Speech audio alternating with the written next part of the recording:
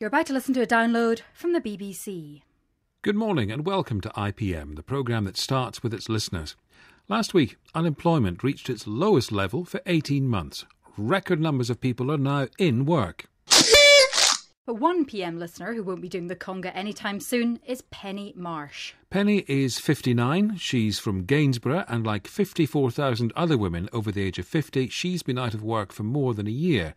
She says she's forced to compete for work which should go to young people and claim job seekers allowance in order to have an income. In 2010, Penny was widowed and made redundant. She says she spent the last 2 years unsuccessfully looking for work. She's lost count of the number of jobs she's applied for and is willing to do almost anything. Penny brought her friend Gillian Valentine into our Nottingham studio. Penny told me first why she'd written to us. I wrote because I was very concerned about the raising of the pension age. With the current economic climate, what they should be doing is reducing the retirement age to allow the youngsters to get into work. There's all these youngsters unemployed. There's older people who wish to retire having to remain in work, whether they want to or not, or in my case, look for work, while all these youngsters cannot get jobs. The government made a contract with me and others of my age in 1970 when we started work that if we worked, if we paid our income tax, our national insurance, we'd be allowed to retire at the age of 60, and for men, of course, 65. In my opinion, that is a contract with the worker. Now, that to me is not only insulting, it's taking the Michael. All right. Now, what does that leave you doing? You are looking for work at the moment, right? I am. How's yes. that going?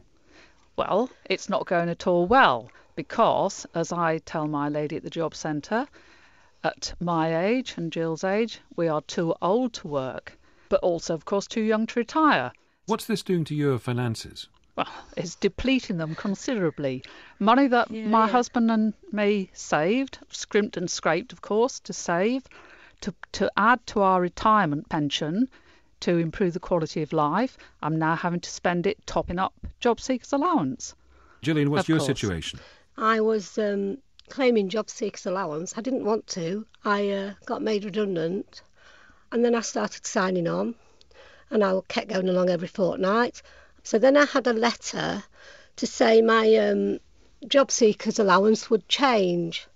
And I naively thought, I'll get maybe another £10, you know, because it was £6 to £7 at the time. Anyway, when I went in there, they said, your job seekers is being reduced to £40 a week. And I goes, pardon? Because you've got a little bit of savings, my retirement savings. And I thought, this can't be right. So where does that leave you financially now, Gillian? Financially? Well, after that, I thought, why am I putting myself through this? And you had been poorly with depression, hadn't you? Well, you do suffer from depression. Yeah, a bit of anxiety, which didn't help. And I thought, I don't want to go on the sick. And then I thought, right, I shall just live off my bit of savings to pay my bills and, you know what I mean? And you're still living off that, basically?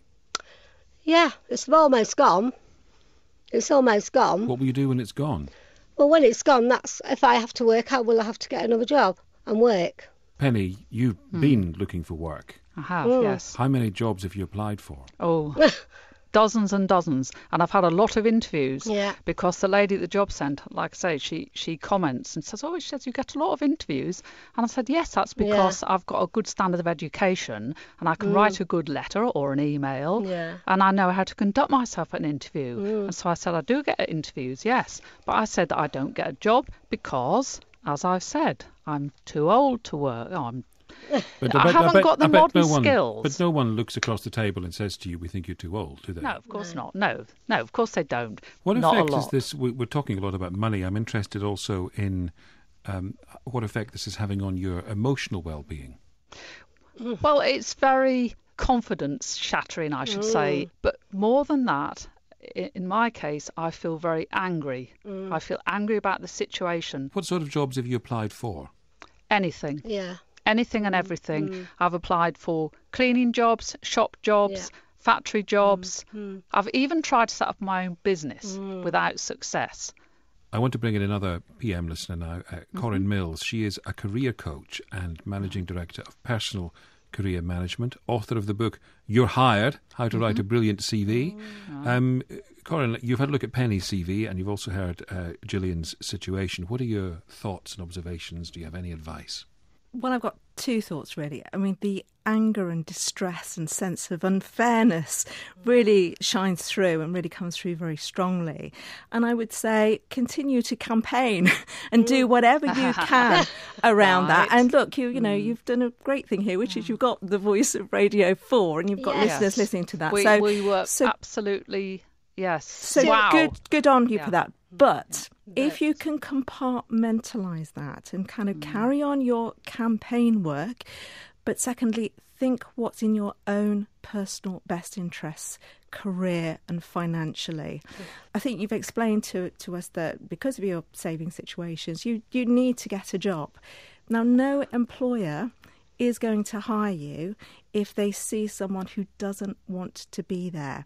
That sense of unfairness can seep through, and I see it again and again. I do a lot of interview coaching and mock interview practice, and what happens quite often in interviews is that those emotions can just leak out. So even if you're saying, I can do these hours, I can do this, that and the other, actually that sense of unfairness, that actually you don't want to be there in the first place, and actually sometimes that's what employers see. So I think you just need to be really careful about keeping the two, your campaigning head on and your job search head on. I think you're missing the point though.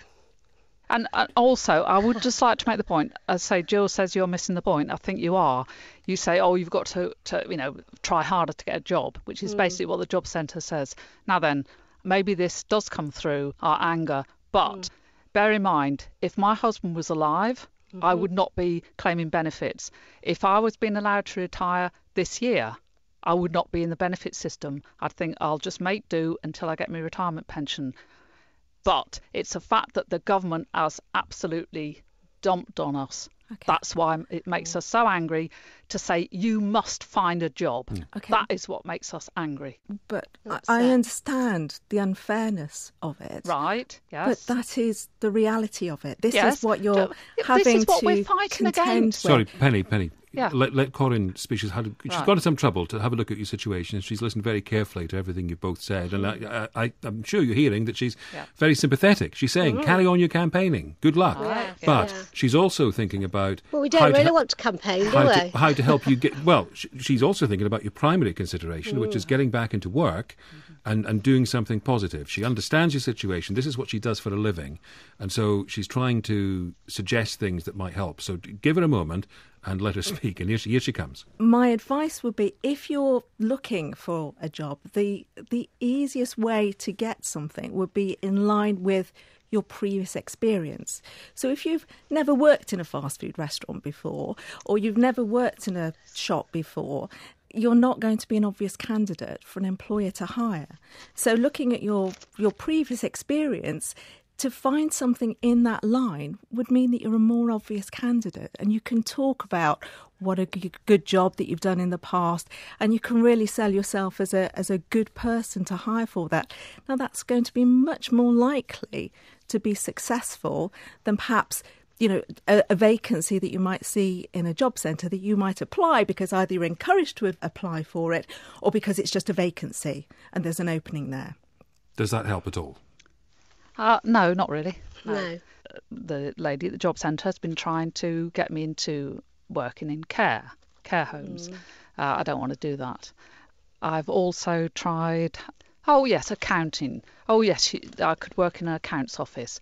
Well, as you can see from my CV, I didn't even get a maths O-level, so I don't think that would be a very good idea. Anything to do with IT, I have not got sufficiently good IT skills, so that's out. But Penny, so there's not a lot left in Gainsborough. Okay, I understand your previous experiences in cleaning. No, just a minute. No, my previous experience has been working for the MOD as a civil servant, a clerical officer in charge of an office, and that was the same when I started work in 1970 in Winchester. But Penny, I've just looked at your CV and it says that you were a cleaner for 10 years. No, Have I got the wrong CV? No, that CV was not written by me. It was written by the lady at the job centre. I spent all day at the training place in Gainsborough to write my CV. Now, I wrote it as I wanted it, and she said, oh, no, she said, you can't put that in, you can't put that in, oh, no, leave that out, oh, don't put that. And she altered it and altered it and altered it, and I spent all day there, and in the end I said, oh, just do as you like. And that's what she did. Are you saying that that's not a true representation of your career history? It's accurate, but it doesn't emphasise what I originally did, which But was Shouldn't the that be the civil first thing you do, service. Penny? Shouldn't you Yeah, have a CV that represents you? But listen, those sort of jobs have gone now. When I started work in 1970, I was writing soldiers' records in handwriting with a fountain pen. No, I understand that. What I'm suggesting, Penny, is that yeah. if your CV doesn't represent what you really feel your career was, then that's a block right there, isn't it? If that's what you're sending out into the world and you don't think it's right, then that's a problem right at the start, isn't it? I'm not saying that's going to cure everything, but you see, my job at the leisure centre, and as you know, Jill worked there too, was a very nice job to have because it was the right hours, it was a varied job, and although, yes, I was officially a cleaner, it was a lot more than that. The first thing is we do need to make sure you've got a CV that's factually accurate and represents you the way that you want to be seen. Now, you have to be clear about your dates and when you did what and what those responsibilities are. Now, the most recent experience that you have and the things that you're good at and the skills that you have, those are the kinds of jobs that you need to be focusing on. If you haven't got IT skills, there's no point, as you say, applying for those kind of roles or in hospitality. Those things, they're not going to look at you, so don't waste your time.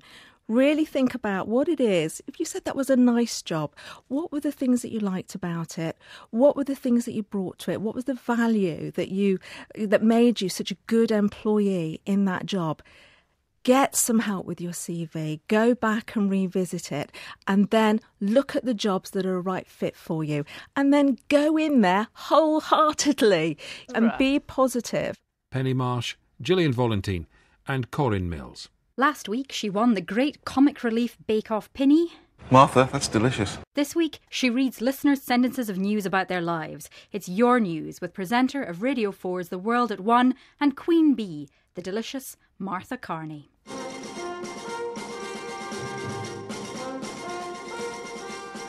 My hairdresser informs me that the comb-over has not yet come back into fashion, unless perhaps I were a member of a boy band. Faced with cutting my short story to a publishable length, I worked all weekend, read it through on the Monday, and could find no trace of plot, mood or character in the thing. Lump found, referred to specialist. We're both trying desperately not to show each other how terrified we are. 3 years ago, we were told he wouldn't survive the winter. Today, our son Hugh started his first day at school. Husband and I spent all morning fixing the tumble dryer, found a mummified mouse, another one the cat let go, and a loose connection, tested it and all fine, moved it back into the utility room, worked perfectly, slid it back into position, dead as a dodo. After years of discomfort caused by my 2 sons regularly peppering our neighbours' gardens with balls of various shapes and sizes, it came as some relief to be able to return a football to the 18-month-old boy living next door. As I sort through the remnants of my deceased mother's life, I have come to realise that time travel exists in the feel and smell of a dead person's belongings.